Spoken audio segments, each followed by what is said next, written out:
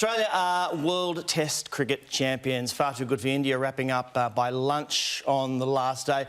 Peak, obviously, the form of the game has. This is a very good effort, yeah? I thought they were outstanding, the Aussies. They started a bit rusty, which is understandable. They got a big campaign with the 5 Ashes Test match, but when the game needed to be won, they stood up in the last day. I thought Lyon was outstanding with the ball. I thought Travis Head and Smith's partnership was world class.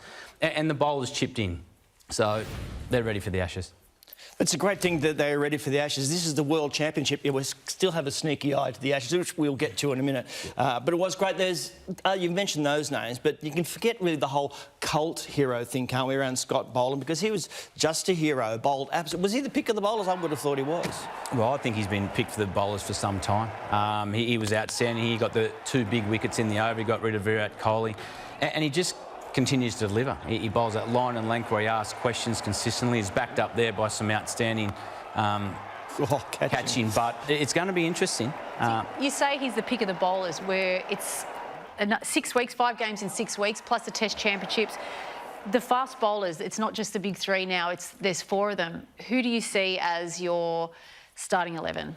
Yeah, it's a good question. I think what they'll do, Scott Boland's never played a Test match when Hazlewood, Cummins and Stark have all been fit. He's always come in if someone's injured, and I don't see that changing. If Hazlewood's 100% fit to go and he's passed everything he needs to, I think Hazlewood will come back in and Boland will miss out. But he's never played a Test match when they're all fit. He's always come in as a replacement, a good replacement, but Hazlewood's world class when he's 100% fit. Jeez. Do you think he'll get a go, though? Do you think they'll rotate them at some stage? 100%. You're not going to win an Ashes with 3 fast bowlers. You're going to win an Ashes with a squad. I think Boland will play a role. I actually think Michael Nisha at some stage, if conditions suit, he could come into calculations if overhead conditions suit. But you're not going to win it with the 3 quicks. You're going to need a whole squad. I don't want to harp on Boland, which I don't know if you know.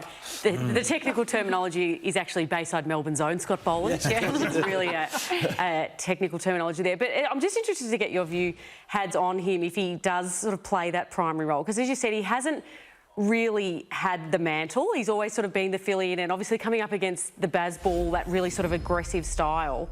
Like, how do you reckon he would hold up?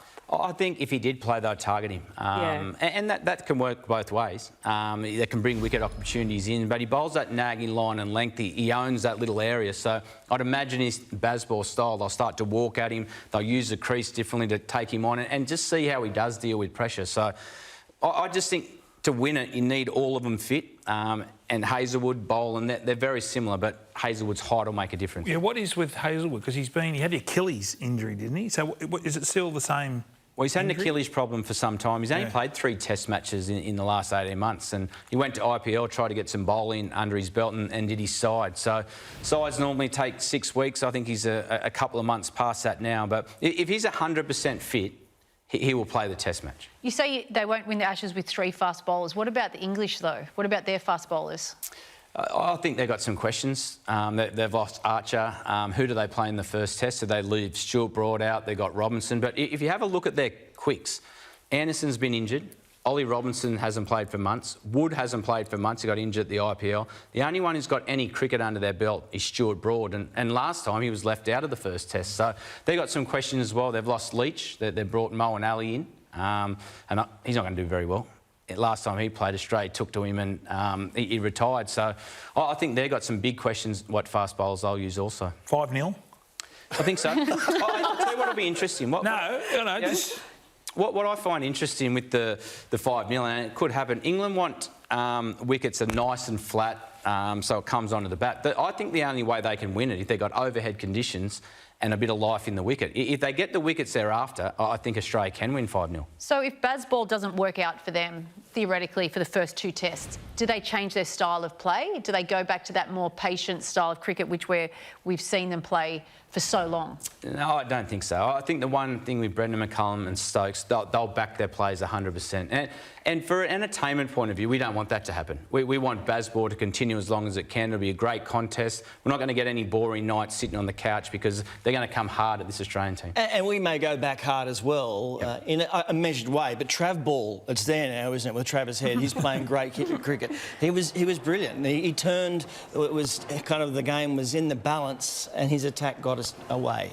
Well, I think he's one of the most important players we we have now. He's playing similar to how Adam Gilchrist used to play. He comes in, he changes momentum in the game, but this is not the first time he's done that. He's done it a couple of times. He's done it against England at the Gabba, at Hobart also. So he's coming in, scoring a run and ball. But what it does do also is allows Steve Smith to get in his own little world, Marnus to get into his own little world, and they don't take notice of them. And Steve Smith also got 100 that test match with no one noticing because of the way Travis Head's playing. So how hard is it playing in those English conditions? The ball is slightly different, though, at the moment, isn't it? Yeah, it's different.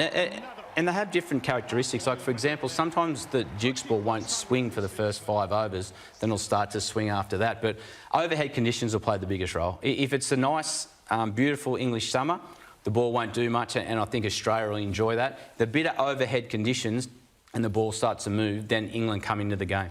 Yeah, Dr. Obvious says Steve Smith does enjoy batting in England. That was his 31st test. Was it a bit of a carry-on for that slips catch? I know it was a beauty. Did he carry on a little bit afterwards? I'm just putting it out there. Ads? No need for the leg flick. Yeah, you know what I think he did? I don't know if you watched the night before. Yeah. He fell over and hurt his hip, and he collapsed walking up the stand when they took him off. So I think he was shocked that he actually caught it. Do you think he puts a bit of mayo on it? I thought it just looked a bit of at the end of it. I didn't know whether the leg click, like the leg heel click. Heel kick, that's the one. I used to do that. Yeah. Once I used to catch right on my hit, I'd flick my heels up. Yeah, so more Everyone dramatic. said, "Oh, look how well he dived." I love it. Right. Naturally, India was disappointed with the result. They've lost both championship finals now, but Captain Rohit Sharma wasn't happy with the one-off test format, unlike Pat Cummins. Have a listen. But honestly, in a big event like this, you need to have fair opportunities to both the teams. You know, a 3-match series would be nice. I think it's fine. No qualms. That's the smile of a winner, isn't it? If they did simple. three tests, where would they fit it in? The calendar is so jam-packed as it is. Well, before the test match, they're all talking about they were playing too much cricket. And now India lose, they want to play 3 test matches. The only thing I think they could have done is played the championship final after the India-Australian series in India, because both teams have come off the back of IPL, so they're in 2020 mode. Maybe play it when you've had a test cricket block, and then we could see. But mate, how good was Paddy Cummins' response? He basically just said, "I'm not listening to you." No. Brilliant. Was Cameron Green lucky or just brilliant with the catch that dismissed Shivman Gill? Have a look at it here. Now, this was very controversial at the time. The Indians didn't like it. Well, the Indians never going to like it. Yeah. No, that's a don't check Twitter special. I think they call that one. Because, I mean, if there was anything more certain to sort of drum up a bit of nationalism, it was that, and it's breaking it down, and you would know this better than anyone had. It's breaking it down still by still by still in this absolute light second of a moment. I felt for him, though, because it was totally within the rules. Well, it's interesting. If you watch it, he takes the ball 6 inches off the ground and his hands are underneath the ball. What they're talking about is that did he use the ground just to get it stuck into his hand properly? Like, was it a little bit hanging out? It wasn't. His hand was under the ball. Life goes on. But they're never going to be happy. They were none for 41, thought they had a chance, but that was a legitimate catch. Shivman Gill wasn't happy at all. I don't know if you saw he tweeting as well there that it just, you know, the magnifying glass emojis and a stunned-looking bloke there. And the timestamp on that tweet. Too, absolutely. 15 a.m. That's right. Might add a few. A few kingfishers. I'm more suggesting maybe just laying awake replaying. I thought the other one the emoji might have been an eggplant, you know, at that time. Oh, what I've heard. Or a peach. What I've heard. What I've heard. Yeah. But it cost him, though. He got fined 15% of his match payment, I believe, for that tweet. Yeah. On top of India being fined 100% of the match fees for the slow over rate. So I'm not sure if we've ever had a player who's actually 15% out of pocket to play in a test match, As a player, it's been fined quite a bit. Usually just use your match fee and you don't have to go into the rest of your savings. But it's a lesson learned. There was dissent. He's a young cricketer. He got caught up on emotion then. But you just have to look at the views there. It had 3.3 million views. What would they get? What would the Indian players get a test? It varies. I think that's... Ballpark, I don't know, 15 to 20 grand. OK, wow. So where does that money go? You get fined. Who gets that? Who gets the... I think it just goes into a pool for kids cricket. I think that's what happens around Australia. So you No, would I have funded donated a a few? lot. Yeah, you would have. Whole stadium.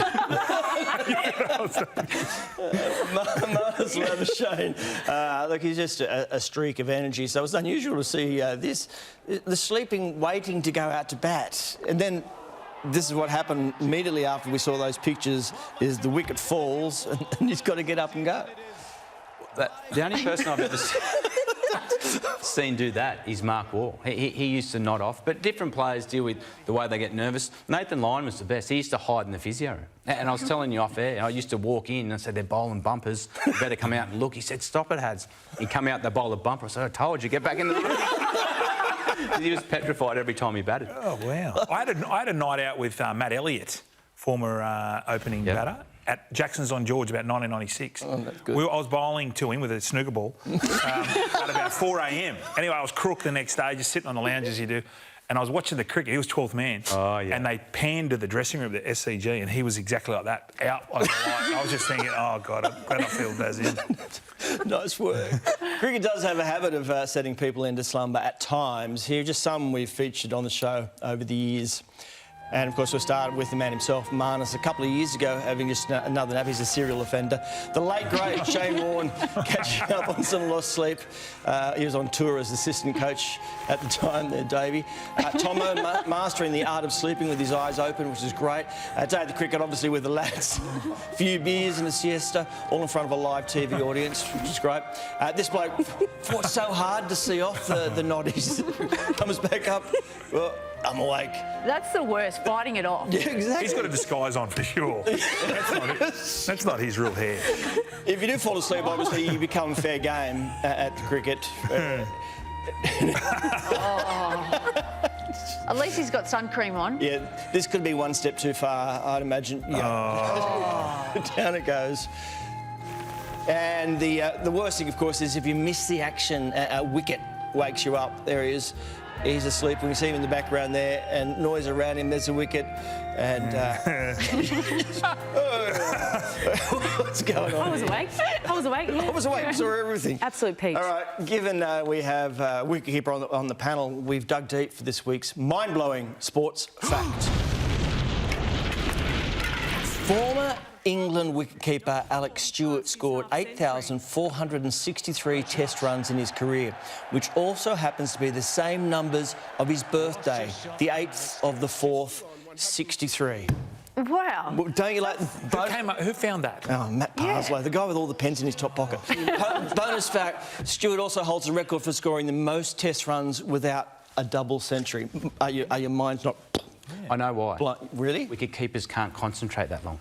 It's about 110 balls at most, and back in that day, he was never scoring 200 in 110 balls. Is he a good bloke? Good bloke. Good bloke. Spin bowlers love the mystery ball, the doosra, the zoota, the carom ball. Well, Mark Watt is just a nude ball delivered from 3 metres behind the bowler. It works, Hads. This is Alex Hales' role there. Yeah, it is. It's interesting if you look at the umpire there. He's been asked, I reckon, to move 3 metres back. If the umpire was up a metre, you can't deliver the ball from behind the umpire because you could chuck it and your action could be suspect. But it looks like he's moved the umpire back 3 metres to plan that ball. He's done it before, though. It's a ridiculous-looking ball. Remember, he found the idea in his notes at the World... We saw him at the World Cup, puts it away, does the same thing, gets a wicket. Yeah, it doesn't strike me as something that you just try one day. Like, as you said, that's Would have been it's a doing in the clear net. strategy Yeah. thing. But as a batsman, Hads, like, do you sort of notice... I guess with the length of the wicket, and I'm getting very sort of, it's all, physics and technical again, but would you notice how much further back he's bowling from? I would, and there's a couple of batsmen in the test team. David's actually one. If you watch him bat, he looks down a long time, so you could actually deliver the ball before David Warner's looking up. Listen, let's not put ideas. Bowler's mind. Shane Ward's watching. Let's not give him any ideas. It's a great skill to be able to make the simple things seem really, really difficult, like this village cricket catch. What's in the air? See, in the air. Oh, whoop. Classic. That's like your heel kick, I think, just for a degree of difficulty. He's put a bit of mayo on that. I think he has put the last bit is just a little bit on the behind the back. Beautiful work.